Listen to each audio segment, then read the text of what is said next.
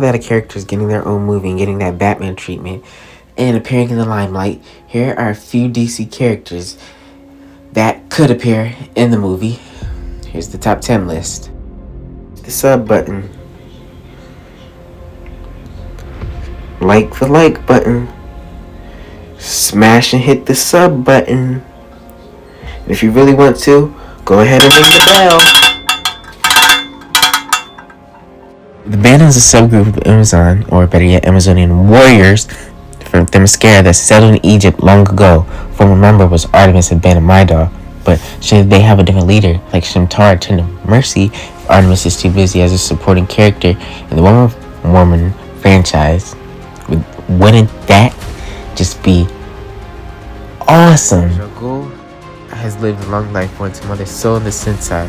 He would raise many assassins, starting with his daughter Talia, who was born to him in Melisanda.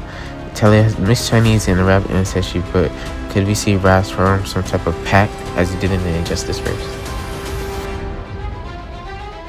Ibis the Invincible is a fictional character originally published by Fawcett Comics in the 1940s. Same people responsible for Captain Marvel's Shazam.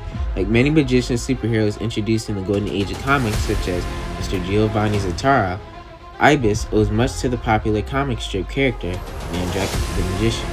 But could he appear for a cameo?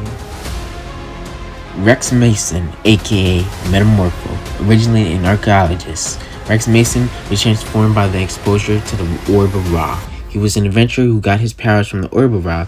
He was chosen by the ancient god to fight against Apep.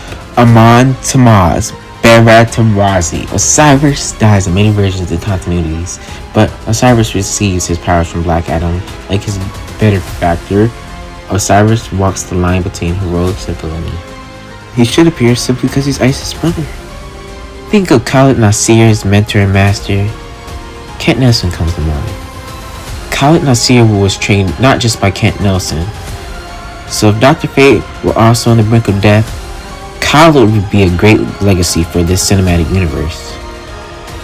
Vandal Savage has lived for eons, generations, and millennial, waiting for the right moment to sneak attack the JL. I'm pretty sure you get the idea. But maybe Vandal, Black Adam could form the Council of Immortals and then enact revenge on the JSA. Bros, don't get any idea, but this dude has fathered many sons and lived to tell the story. 3. The perfect setup for the Blue Beetle movie would have something miraculous or sporadic or coincidental happen. Maybe we see the JSA take a minor or small villain like the Scrab. We don't really need this one, but it's fun to think about. And if the Blue Beetle movie will reference Stan Garrett's powers, which came from a Scrab that he found during his time as an archaeologist in Egypt, he didn't find out until much later when he discovered its alien technology. I mean, this one's a little cheat since we're including 2 in one slot, but we don't gotta talk. Okay. Well, number 3 on this list is Hector Hall. He is the son of Carter Hall and Shira Hall. He's one of the Golden Age heroes known as Hawkman and Hawkgirl. He was a hero himself as the Silver Scribe, Sandman, and ultimately Dr. Fate. Hector Hall could be introduced so naturally, maybe through Tom Barlow shenanigans.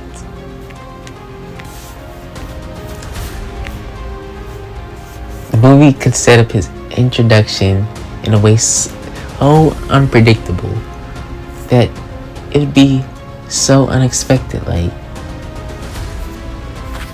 say if they were to flash back to Egypt 1,000 years ago,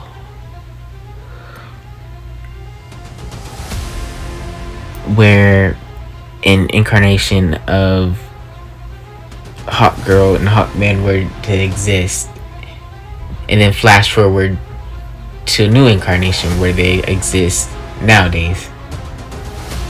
Say if a current incarnation of them had a son that joined the Justice Society of today,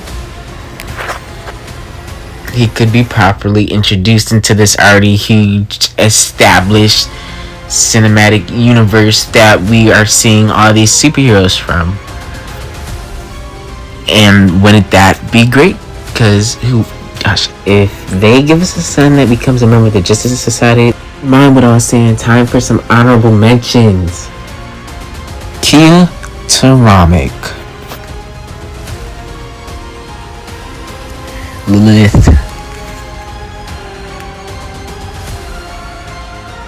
Ozymandias,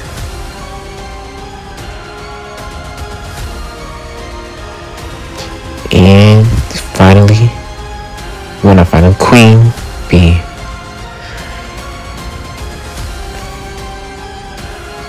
And we have Promethea. Shara Kendra Saunders, aka Hot Girl. Shara thought was the first reincarnation of many not to be wedlocked to Carter Harlow. Instead, she fell in love with Jon Stewart. The character was well portrayed on the CW Legends of Tomorrow, as well as the DCEU.